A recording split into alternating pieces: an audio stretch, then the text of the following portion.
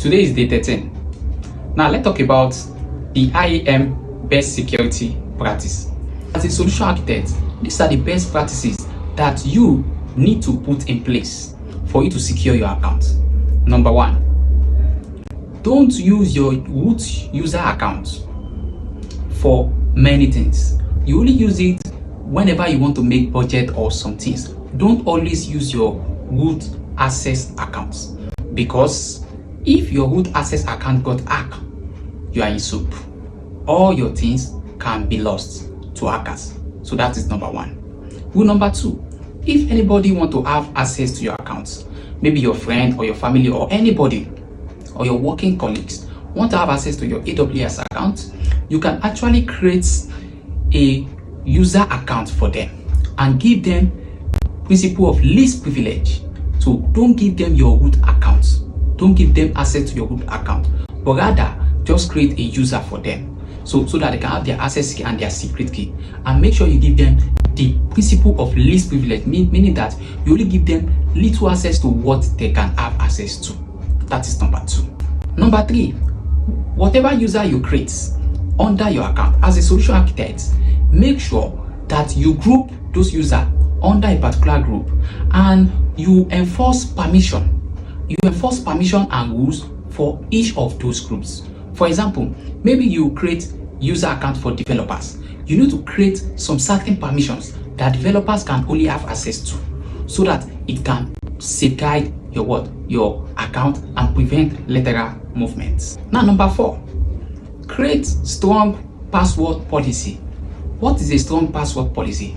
A strong password policy is the one that have capital letter, that have small letter, that have special characters, and that have different kind of symbols. So you need to enforce a very strong password for all the users and all the group in your AWS account. Another thing that you need to take note there is you must make sure that you enforce multi-factor authentication to all the users under your AWS account. Another rule there is always create and use IAM role anytime you want to give some services in your AWS access to some services. Let's say, for example, you want your EC2 to read what is inside S3 bucket.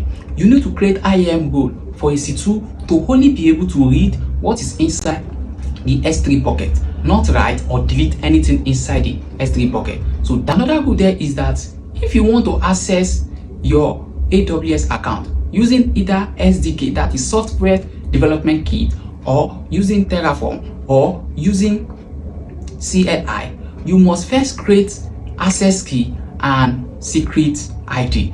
Now, you must make sure that the access key and the secret ID you want to create, you create it using the user account, not your root accounts.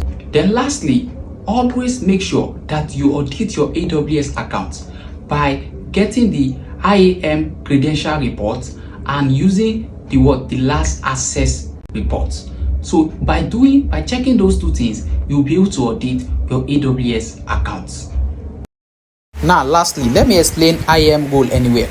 You see, this IAM role anywhere is used whenever you want to connect some services that are outside your AWS. You want them to connect to services that are on your AWS, and you want them to be controlling those services that are on AWS.